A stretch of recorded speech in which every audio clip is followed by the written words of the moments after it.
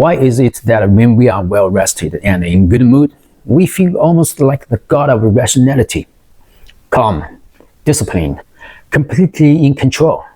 But the moment stress builds up or we lose a night of sleep, we suddenly turn into a primitive human who can't stop scrolling a phone or reaching for food.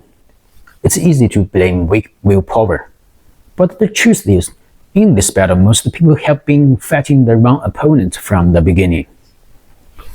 What we often call a failure of discipline is usually not about character. It's about the machine called the brain overheating. And when a machine overheats, it automatically reduces power. So instead of blaming yourself, it helps to understand what system inside the brain actually breaks down first. One key system is serotonin. A lot of people think serotonin simply makes you happy, but in neuroscience it works more like a braking system for behavior. When serotonin is stable, three abilities become stronger. First, the ability to pause. When temptation appears, you don't immediately react. Second, the ability to tolerate discomfort. Boring work, slow progress, delayed results, you can stay with them a little longer. And third, emotional stability. Pressure doesn't instantly turn into anxiety or frustration. This is why when your body is well rested and your mood is balanced, self-control feels surprisingly easy. But once you are sleep deprived, exhausted, or under heavy stress, the braking system weakens. At the point, asking yourself, be more disciplined, is a bit like asking an overheating engine to run faster. But that's only half of the problem. The other half is that modern world keeps stepping on the accelerator. That accelerator is dopamine. If serotonin is the brakes, dopamine is the gas pedal. Dopamine pushes the brain toward immediate reward, novelty, pleasure, stimulation. And our environment today is almost perfectly designed to trigger it. Notifications, short videos, endless scrolling. Each interaction gives the brain a tiny reward. After an hour or two of that, the empty feeling people experience is not imaginary. Inside the brain, dopamine has been dominating the system while serotonin quietly drops. And in that state, asking yourself to focus on something that takes months or years to pay off becomes extremely difficult.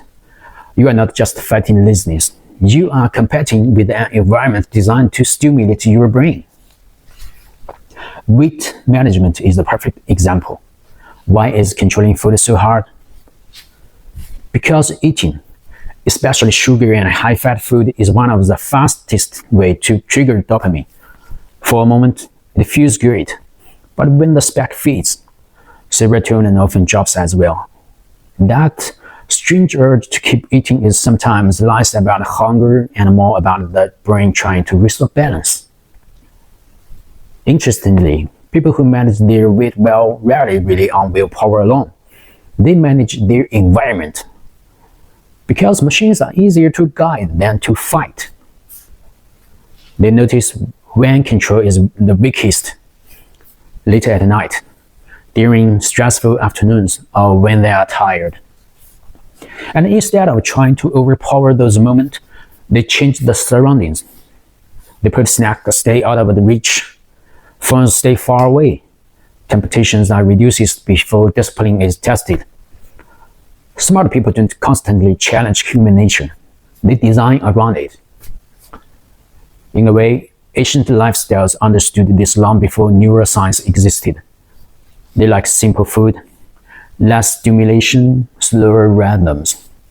From a modern perspective, those habits allow the brain to recover and rebalance its internal chemistry.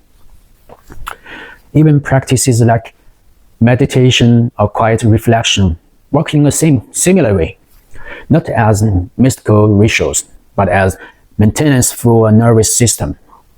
Once you understand this mechanism, discipline stops looking like a heroic battle against desire. It becomes something simpler. Pay attention to your energy, recover when the system is exhausted, reduce unnecessary stimulation. and stop attacking yourself when control slips. Because many moments of the failure are not character flaws. They are maintenance signals from the brain, right? Real maturity isn't becoming a perfectly disciplined machine. It's recognizing when the system is out of balance and knowing how to reset it. And when that balance returns, something interesting happens. Discipline often follows naturally.